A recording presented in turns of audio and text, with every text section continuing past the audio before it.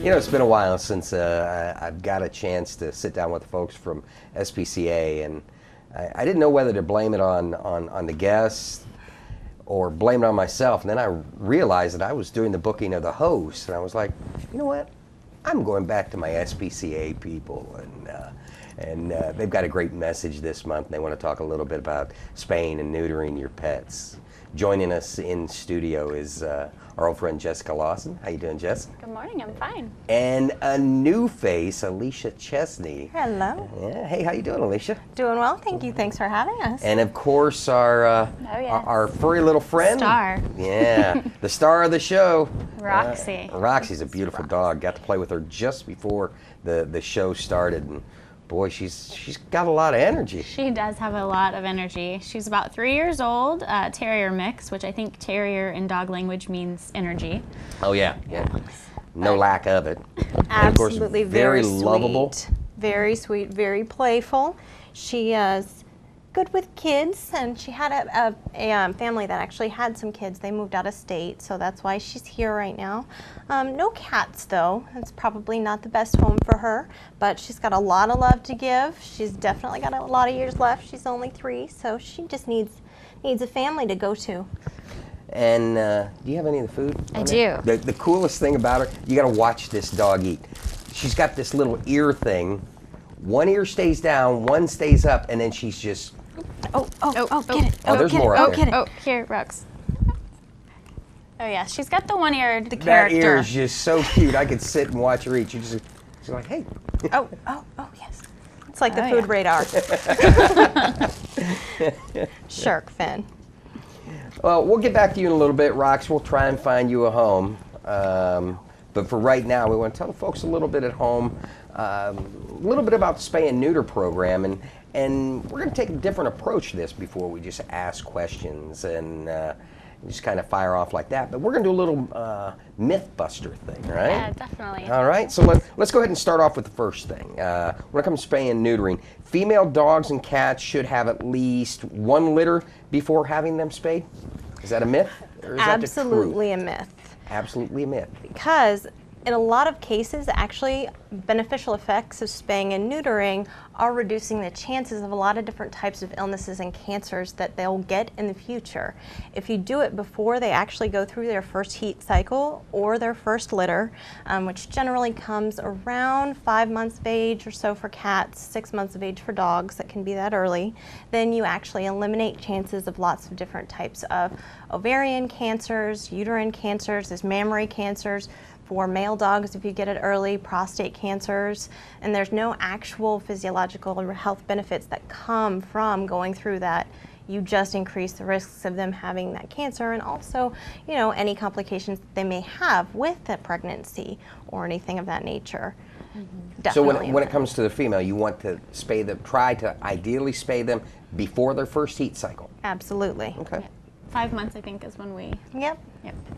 All right, our second one, animals become less active and overweight as a result of spaying and neutering. Now, if you tell me myth on this one, there's a black lab at home that's going to look at me when I go home and accuse him. You know, I swear it's because that happened. Is that true or is that false? Unfortunately, that is kind of something that just happens with all mammals as we get a little bit older. Not necessarily because we got spayed or neutered, but because So politically correct. we maybe get out of, our growth spurt, our metabolism slows down a little bit, we tend to be a little bit less active and put on a little weight. That's just kind of a natural progression, and since people tend to spay and neuter around that time, it gets associated with the spaying and neutering process. As you get older, as you get out of the puppyhood or the kittenhood, you're going to have less energy. Necessarily, you're going to need to exercise a little more, maybe eat a little bit less, and as long as you keep up with a good exercise regimen and good feeding practices, your animal won't gain weight. So in essence, what you're saying, you do stop growing up, but you don't stop growing out. If you don't control it. Not necessarily. It's putting it back on the actual guardians, It's easy to say it's because it was spay or neuter, but it's kind of one of those things that just happens. Spanky, when I get home, brother, you have a lot of explaining to do.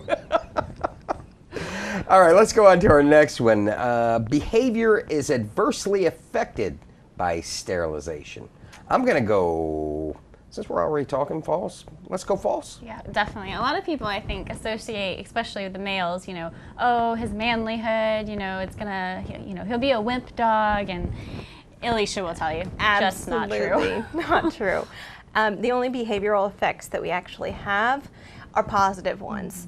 It's, you have cats, they'll stop tendency to mark all over the place. That's a large problem we get when people have male cats that are unneutered.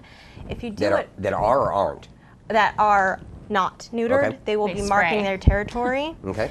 If you get it early enough, then it doesn't become a habitual action. They'll be 10 times less likely to do it. Male dogs, when they're intact, they're not neutered, they'll have the tendency to try and run and get out of their fences, trying to find females. So you have ones that are digging under fences, getting out, getting into all kinds of trouble. They also are much, much less likely to get into fights when they have that lessened testosterone in their system, both with animals and humans in your family. Roxy's on the She goes, but Roxy's like, I I want can't to take do it. something. As far as spaying, you have a lot less of those problems as well with actually dealing with the process of going through a heat cycle in animals. I know with cats, lots of people, all that yowling. Any behavioral problem actually is lessened by, a lot of the behavioral problems would be lessened by a spay or neuter, as opposed to anything that comes up. And it's not alter your pet's personality. Now, another thing another myth, spaying and neutering, well, it's expensive. Is that true? I know that's not true, because you guys come in here all the time, and the prices that you give are absolutely incredible. Let's talk a little bit about that. We have lots of programs that we offer. Like right now, we have a grant program for feline spay and neuter free for zip codes 33801 and 33803. We also do anybody who receives public assistance. There are special spay and neuter prices for those folks as well. So we really do try to make it as affordable for the community as possible. I'm sure Alicia can talk to the point that surgery is expensive, but it's part of our mission to make sure, we see it every day. We see the homeless animals, so we want to, make those resources available to the community so that they can help us control the pet population. And one thing that you had talked about coming over from Tampa, you're a brand new fresh face to the SPCA. You see the programs going in a growth rate that's got you excited to be here. Absolutely. A lot of the community cat programs, a lot of our spay and neuter programs at the SPCA, we're really trying to make those a lot more affordable and a lot more available, readily available to anybody in the public that wants to get their animal altered. Private veterinarians, they definitely have a broad range of prices for spaying and neutering, and that depends on what they're offering. We definitely want to just make it available as possible to as many people as possible, because really that's where the problem starts. If you have overpopulation of pets in your community, it really does start at the home, and whether or not your pet is spayed or neutered, whether or not your pet has your friends' pets are spayed or neutered, because all those unwanted litters, they've got to go somewhere. The spay and neutering program, obviously important, and we covered the myths of that, but now the most important thing. See, look, she's over there. She's ready for her close-up. Let's talk a little bit about the adoption of Roxy. Let's run over her specifics and how people can give Roxy a great home. Sure. She is a 3-year-old terrier mix. She's just over 20 pounds, I think. She does really well with kids, seems to be friendly with other dogs, but would prefer a no feline household. She just doesn't get down with the cats. She's very playful, very active, very affectionate and sweet. She's what we call a ninja licker. She'll give you a quick kiss. Ninja licker. Quick kiss before you even realize it. So she's just a really good girl, nice little companion for an active family who'd be willing to, take her to the dog park, run off some energy, play with her. Let's get a close-up of that face. She is just absolutely gorgeous. And that one ear up, one ear down thing, that is just so cool. It's like, hey, I know I'm here, you're here. Oh, Roxy. baby. Yeah, she doesn't like that dog in the monitor, does she? She doesn't. Whose dog is that? And like we said, Roxy needs a home, and if you've got one that you can give to her, she does well with kids. Maybe not cat-friendly, But then again, Lots of people aren't. and once again, how can they go about the adoption process with her? Sure, I would recommend viewing her profile online, spcaflorida.org, and then come on down and do a visit with her. We're at 5850 Brandon Road South in Lakeland.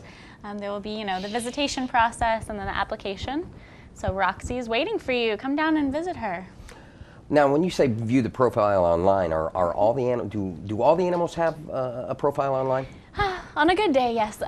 We try to. Theoretically. Theoretically, when there's over 100 animals. In a perfect world. Yeah, we do try to, it helps them get adopted if oh, that cat prefers just laying in the window sunbathing versus that one's going to be more active and more willing to play with you. So we do try to put all of their pictures online and all of their profiles online. But always if there's a cat that catches your eye that doesn't have a profile, just give us a call because most of the time an adoption counselor will be able to tell you, that's a high energy dog or that's a low energy cat, and, try to find one that fits your lifestyle. I've always wondered, SPCA, is it strictly dogs and animals, or are there unique times that you may get something in? What's the strangest things that you guys might have adopted out? We're pretty much limited to just dogs, cats, and occasionally we'll get a bunny in. Yeah. Bunnies are obviously harder to adopt out because people don't think of us as a bunny adoption place. We try to send those out to bunny rescues, but we stick to pretty much just the small companion animals. Other humane associations do, exotics and birds and reptiles and all sorts of things, but we are focusing on the dogs and the cats. What kind of reaction are you guys getting out of your social media? Oh, we have a very large social media following. I think we're over 14,000 fans now. Wow. So the social media fans love to see the pictures of not only the adoptable animals, but when the animals are going home, we try to take pictures. A couple this weekend. We actually had one of our really long residents, Luke, who had been with us since April. He went home with his forever family. So we try to post those pictures and share the good news, the importance of what our mission is, the spaying and neutering, the make sure that your pets are up to date on vaccines. So it's a nice forum where people can share with us their stories, and then we also share with them what we're doing. When the adoption process happens, I envision this 80s movie and the families, walking them out the door, and it starts with one guy with the, nice, yes. with the It's weird applause. we actually have that scheduled for every time now. Oh yeah. I mean, I know it would be great though. I was getting parts for my Harley, and every time I'm in there, anytime somebody buys a Harley, they'll get on the intercom. So-and-so has just bought their whatever Harley, and they let them ride it out the door. So a very cool. Right. Yeah. You We'll get have on the to look intercom. into that. Now adopting. Right. We did used to make those adoption announcements, Yeah. so we'll have to maybe look into that again because it's nice. It's Especially, a whole experience. Yeah. Alicia's over in medical, I'm over in administration, so it's nice to be able to hear, oh yeah, that was our favorite and just got adopted. So. You're thinking to yourself, what happened to that dog? And then suddenly when you hear it over the. Yeah. Well, guys, I want to thank you for coming in and sharing the myths and everything else. And, of course, hopefully we can find a home for Roxy. Yeah. She's a lovely girl, and she'd definitely be a great addition to a family. And, well, guys, thanks for coming on. I appreciate it. Thank you for having us. All right. And if you can give Roxy a home, I highly suggest you get online. Check her profile out at the SPCA. You can do so by going to the World Wide Web at www.spcaflorida.org. Check out the information there on Roxy if you're interested in adopting her. SPCA Florida offers $25 feline and $50 canine spay and neutering surgeries. You need more information on it, I'm sure they have it on their website, spcaflorida.org, or just go ahead and pick up the phone, give them a call at 863-646-4647, or you can stop by and check them out. Say you're out driving around, maybe on South Florida down at General AO. Stop by 5850 Brandon Road South. It's in Lakeland, right off South Florida. Make sure you give these special animals a nice forever home, and Roxy's in desperate need of one. We hope to find you one.